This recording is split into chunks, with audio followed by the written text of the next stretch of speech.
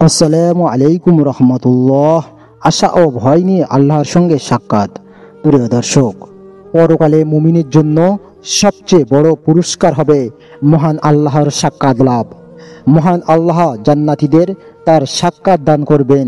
এর আগে বিচার দিবসে সব মানুষ আল্লাহর সামনে সমবেত হবে, তবে সবার জন্য আল্লাহর সামনে উপস্থিত হওয়া সম্মানের হবে না, বরং কারো কারো জন্য তা হবে ভয়ঙ্কর এক অভিজ্ঞতা। তাই মুমিন পরকালে আল্লাহর সাক্ষাৎ লাভের আশা যেমন করবে, তেমন সামনে লজ্জিত হওয়ার ভয়ও করবে।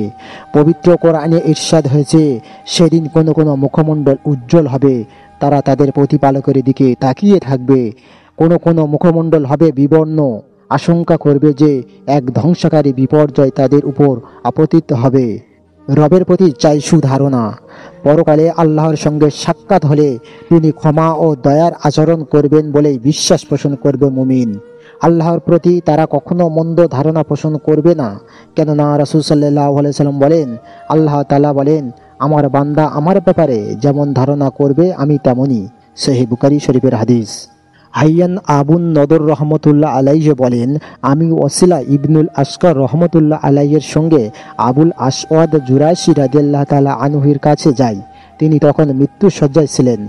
ওয়াসিলা তাকে সালাম দিয়ে বসলেন এবং আবুল আসআদ রাদিয়াল্লাহু তাআলা আনহুর ডান হাত ধরে তার দুই চোখ ও চেহারায় মুছলেন, কেননা এই হাত রাসূল সাল্লাল্লাহু আলাইহি সাল্লামের কাছে বাইয়াত নিয়েছিল।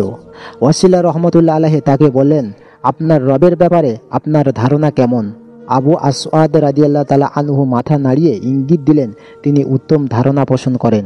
ওয়াসিলা রহমতুল্লাহ আলাইহি বলেন, সুসংবাদ গ্রহণ করুন, কেননা আমি আল্লাহ রাসূল সাল্লাল্লাহু আলাইহি সাল্লামকে বলতে শুনেছি, মহান আল্লাহ বলেন, আমার ব্যাপারে আমার বান্দা যেমন ধারণা করে আমি তেমনই, সুতরাং সে আমার ব্যাপারে যেমন খুশি ধারণা পোষণ করুক। আল্লাহর প্রতি সুধারণার অর্থ। ইমাম নববী রহমতুল্লাহ আলাইহি বলেন, আলেমরা বলেন, আল্লাহ তাআলার প্রতি সুধারণার অর্থ হলো এই বিশ্বাস করা যে তিনি বান্দার প্রতি দোয়া করবেন এবং তাকে ক্ষমা করে দেবেন। তারা আরও বলেন, সুস্থ অবস্থায় বান্দা ভীতু ও আশান্বিত থাকবে, উভয়টি সমান অবস্থায় থাকবে, কারো মতে ভয়ের মাত্রা বেশি থাকবে, তারপর যখন মৃত্যুর আলামত প্রকাশ পেতে থাকবে তখন আশার মাত্রা বাড়িয়ে দেবে, অথবা কেবল আশাই করবে। কেননা ভয়ের উদ্দেশ্য হলো পাপ ও মন্দ কাজ থেকে বিরত থাকা এবং বেশি বেশি আল্লাহর আনুগত্য করা। সে পরিস্থিতিতে এগুলো করা অসম্ভব হয়ে যায়, সুতরাং তখন আল্লাহর প্রতি সুধারণা রাখা মুস্তাহাব। যে সুধারণায় অন্তর্ভুক্ত হয় আল্লাহর প্রতি মুখাপেক্ষিতা ও তার প্রতি আত্মসমর্পণ। মুমিন বান্দা তার হৃদয়ে সর্বদা আল্লাহর ভয় লালন করে। আল্লাহর প্রতি সুধারণা কখনো তাকে তার ভয় থেকে মুক্ত করে না। আল্লাহ তাআলা বলেন, তারা কি আল্লাহর পরিকল্পনা থেকে নিরাপদ বোধ করেছিল? বস্তুত ক্ষতিগ্রস্ত লোকেরা ছাড়া কেউ আল্লাহর পরিকল্পনা থেকে নিরাপদ বোধ করে না। সূরা আরাফ আয়াত ৯৯। আল্লামা ইবনে কাসির রহমতুল্লাহ আলাইহি লেখেন, এ কারণে হাসান বসরি রহমতুল্লাহ আলাইহি বলছেন, মুমিন আল্লাহর আনুগত্য করে ভীত সন্ত্রস্ত অবস্থায়, আর পাপী ব্যক্তি পাপ কাজ করে নিজেকে নিরাপদ ভেবে। শায়খ আবদুল্লাহ ইবনে বাজ রহমতুল্লাহ আলাইহি বলেন, এর দ্বারা উদ্দেশ্য হলো পাপে অবিচল থাকা এবং আল্লাহর অধিকারে অবহেলা করার পরও তার পরিকল্পনা থেকে নিরাপদ বোধ করার ব্যাপারে বান্দাকে সতর্ক করা। আল্লাহর সাধারণ রীতি হলো বান্দা পাপে লিপ্ত হলে এবং আল্লাহর নির্দেশের বিপরীত কাজ করার পরও আল্লাহ তাদের ছাড় দেন ও তাদের নিয়ামত বাড়িয়ে দেন, ফলে তারা উদাসীন অবস্থায় হঠাৎ করে শাস্তির মুখোমুখি হওয়ার উপযুক্ত হবে, কেননা তারা পাপে অটল ছিল ও আল্লাহর শাস্তি থেকে নিজেকে নিরাপদ ভাবত। আশা ও ভয়ের মাঝে ঈমান। শায়খ আবদুল্লাহ ইবনে বাজ রহমতুল্লাহ আলাইহি বলেন, মুসলিমের করণীয় হলো নিরাশ না হওয়া এবং নিজেকে নিরাপদ মনে না করা। সে যেন আশা ও ভয়ের মাঝামাঝি থাকে, কেননা আল্লাহ তাআলা নিরাপদ ভাবা ব্যক্তিদের নিন্দা করেছেন এবং নিরাশ ব্যক্তিদেরও নিন্দা করেছেন।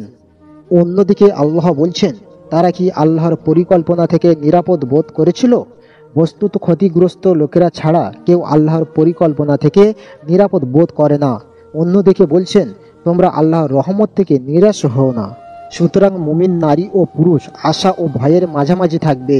মুমিন আল্লাহকে ভয় করবে, পাপ কাজের ব্যাপারে সতর্ক থাকবে, পাপ হয়ে গেলে দ্রুত তওবা করবে, তওবা কবুলের ব্যাপারে আল্লাহর দয়া ও অনুগ্রহের আশা করবে। তবে কখনো নিজের অপরাধ ও পাপের ব্যাপারে নিশ্চিত বোধ করবে না, বরং মৃত্যুর আগ পর্যন্ত পাপের অনুশোচনা করে যাবে, বারবার আল্লাহর কাছে ক্ষমা চাইবে। মুমিনের প্রশান্তি শুধু জান্নাতে, মুমিনের প্রশান্তি শুধু জান্নাতেই অর্জিত হতে পারে। জান্নাতে প্রবেশের আগে মুমিন কখনো নিজেকে নিরাপদ মনে করবে না, সে নিজেকে আল্লাহর পরিকল্পনা থেকে নিরাপদ মনে করবে না। শুধু জান্নাতে প্রবেশের পরেই সে নিরাপদ বোধ করবে। ইমাম আহমদ রহমতুল্লাহ আল্লাহকে জিজ্ঞেস করা হয়েছিল, বান্দা কখন প্রশান্তির স্বাদ পাবে? তিনি বলেন, জান্নাতে প্রথমবার পা রাখার পর। প্রিয় দর্শক, এই ছিল আজকের ভিডিওটা শেয়ার করে সবাইকে দেখার সুযোগ করে দিন। আপনার একটা শেয়ারের মাধ্যমে হয়তো অনেক মানুষ পরিবর্তন হতে পারে। আল্লাহ সবাইকে যথাযথভাবে আল্লাহকে ভয় করার তৌফিক দিন। আমিন।